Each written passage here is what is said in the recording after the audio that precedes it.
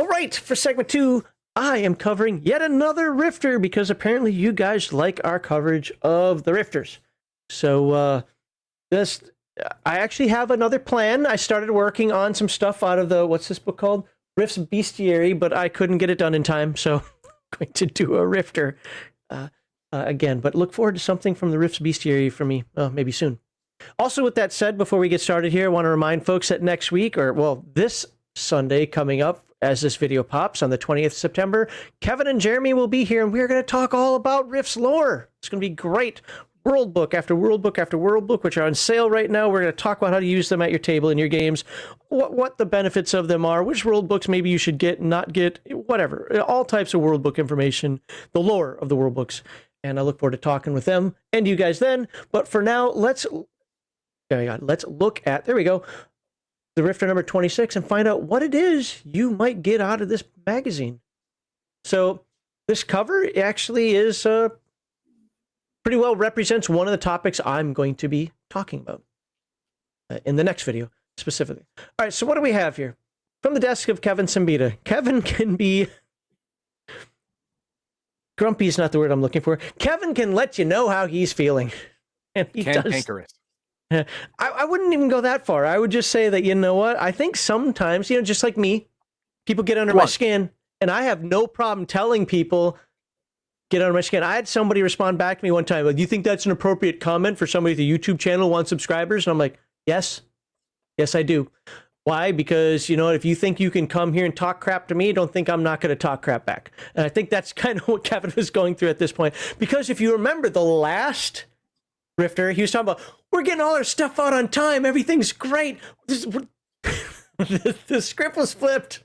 This is like, we're getting nothing out on time. And I know you're angry, but shut the hell up.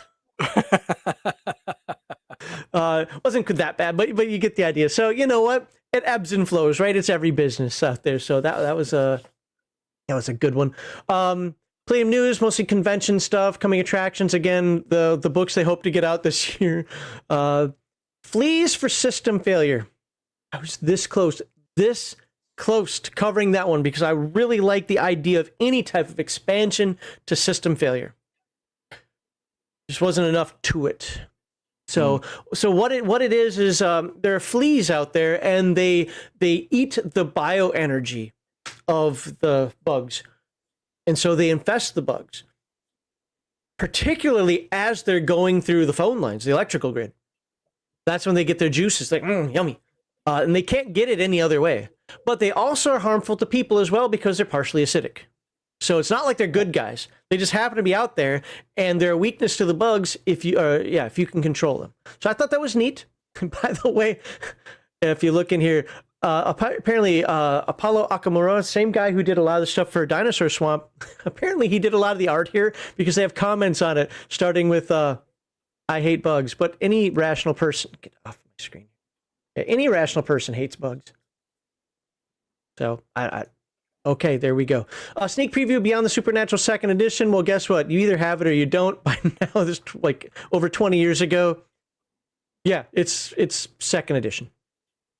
Palladium Fantasy role-playing game Construct Animation Magic. That's what we're going to talk about in the next video. The quick version of it is this. Yes, there's a golem aspect to it, but it's more than that. If you want to give this cup sentience and have it do something, you can. That's what it was. I have a quibble about it, and we'll talk about, not about the class. The class is going to be something that you either love or you hate. I can see people go, oh, that is an interesting, unique way of doing something here. Kind of like people like tattoo magic, or people who want to do card magic, or whatever. I see other people saying, no, it's just a shtick and it's dumb. However you choose to look at that, you're right. I think it has interesting aspects of it. I don't think it's perfect, but I'm not wholly against it. I just would be a little reticent. I don't know. I just don't know what this does to the game. Of course, you're not going to know until you find out, and we'll talk more about that in the next video. Palladium Fantasy role-playing game Unknown Depths. This is Lizard Men. The reason I didn't cover this one, this would normally be the type of topic I would cover, is because it expands upon the Lizard Men of Yinslath. Well, if you follow Palladium books here in 2025, you know that Yinsloth Jungles, the updated version of it, is out, and I think Yinsloth Expedition is going to be out soon. I forget which one. It's two, but if I remember correctly, one of them's out. Somebody in chat can correct me, but one of them's out. The other one's about to come out. There's no point in me looking at this point. At least that's the way I saw it. But it's got a lot of good information in there if you want to add lizardmen to your game, to dive into them, give them more personality, more culture, especially for Yinsloth. Palladium Fantasy role-playing game, The Fires of Korath Part 2. Didn't talk about it last week, not going to talk about it here. I did read through it. Guys, for such a short adventure, and by short, I mean it's not like a full-fledged module that you'd buy from somewhere. This has got a lot of depth to it. I think I said last week that it's a little cliche. Oh, what a twist. It is, but I'm not going to tell you where that cliche is. I think it's very well put together, something that you could run in any game system, and it might be worth checking out if, there's something else in this book that kind of you gravitate towards. You're like, you know what, I could use another adventure. I think it is absolutely worth taking a look at and running. Origin Game Expo ads, that's, we're not going to look at that. Mutants of Rifts Earth. This is the other one we're going to talk about. This is another one that you're going to look at and be like, either, oh, okay, that adds to the lore of Rifts, or it brings out, it's like a good seasoning, it brings out the meat of Rifts. Or you're gonna be like, completely unnecessary, we have the conversion books, use your imagination, you'll figure it out from there. I can see people going both ways on that. I like it because I like anything, kind of like a couple weeks ago when we covered the media of Rifts, anything that helps bring out the color, the flavor of Rifts, especially when some of that color and flavor is glossed over. The example I use all the time is SDC. Rifts acts like SDC is everywhere, but when you play the game, it's all MDC, right? Well, this is one of those things that brings out something that Rifts likes to talk about, but your experience in the game doesn't always approach. So I like things like that. Rifts Phase World Hammer the Forge, you know the deal on that one by now. I didn't read it. I'm not going to read it. It's not that I'm against it, but it's just, I didn't read the first 15 chapters. I'm not going to read the last 9. I don't know how many chapters this is. Does Rifter 85 still have this story going on? I don't know. I don't know. I didn't look. It'd be crazy. But it'd be awesome. But I didn't read it. If you're into that, great. And Lord of the Deep, another short story. Sorry, look, I like short stories that embellish the lore of a setting, but for the Rifter, for what our purposes here, I'm not going to them. So, because remember, everything's optional. It's not like this is a world book or something Kevin forgot to put in. This is just something that somebody came up with on the side. Could be good, whatever. Read it for yourself. Q&A, no Q&A here. And somebody told me that the last one that we covered was the last Q&A in the Rifters. So I don't know. That person does have inside knowledge, so I probably right. But as of yet, they're saying, hey, sorry, we had a bunch of other things that we had to put in here, so no Q&A. And that's really Palladium books, catalog. There we go. Yeah, that's pretty much it for this. This is one of those that I promise you're either going to love it or you're going to think it's a waste of time. I mean, theoretically, you could say this one I love, that one is a waste of time. Yeah, you could do that. But it's going to make people feel ways or think ways about things. So interesting. Be interested to know your thoughts when we get into the next video. So any comments out there about this one, Heath Doug? CPK, thanks for the $5. And it says, what character class would Kevin S be in Rifts? And a lot of people in chat were, Age City Rat, this, I would say easy Rogue Scholar. Yeah. Easy Rogue Scholar. There you go. Unless this is some kind of Tron situation where the creator of it is put into his own creation and then he's a user or whatever, and he has special powers. That could be something too. So go either way. I agree with that. Then we have Coco Shuko saying, bro, that riff song was hype. I just listened to it. Apparently the one that just dropped. Yeah. So there are 4, at this time, it's after 3 Central, so there should be 4 of the 31 songs that I created for the Rifts universe. Yes, that And so a lot of people knew about the Ballad of the Siege on Tolkien, but now I'm just each world book, world area, if you want to call it that, has got its own song. It's going to take me a while to get them to video. They're on Suno, all 31 of them. And yes, and I've received nothing but positive comments about them. There's a couple I might redo. Actually, I'm pretty sure I'm going to redo them. Like the Federation of Magic, because I know that Heathen Dog has told me. And I know some of you guys out there have told me.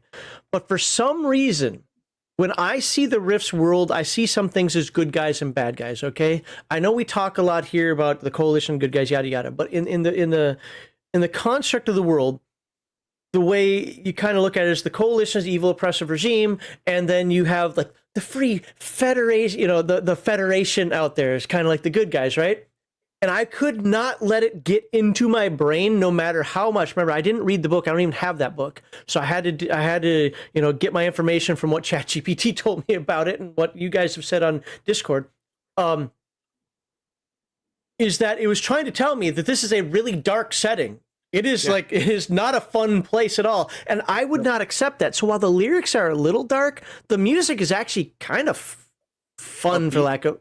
Yeah, it's more rockish than than ambient gothic horror kind of. Yeah. So that's what I'm gonna, because I won't let it in my brain. No, there has to be a good guy somewhere.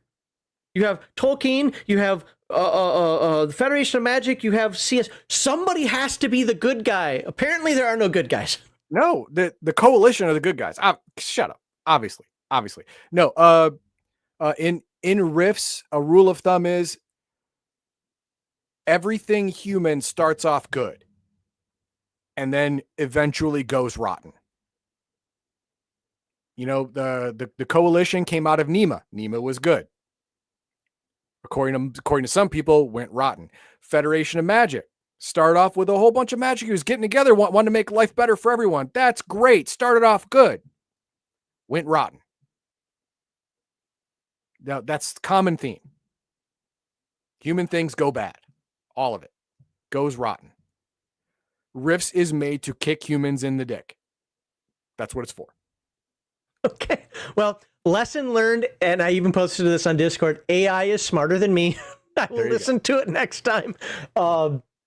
When it comes to that. And then there are a couple of songs I kind of rushed, and I think that I could do a lyric pass on them and make them better. But yeah, for the folks out there who are watching this video, yeah, we do a lot of things behind the scenes and in different ways to help promote. We talk about the Rifters.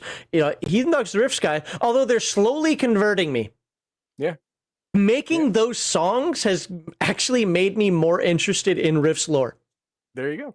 And guess what we're going to be talking with Kevin and Jeremy about next week? All the Rifts lore. There you go. So Walter MC has a question on the construct animation mage.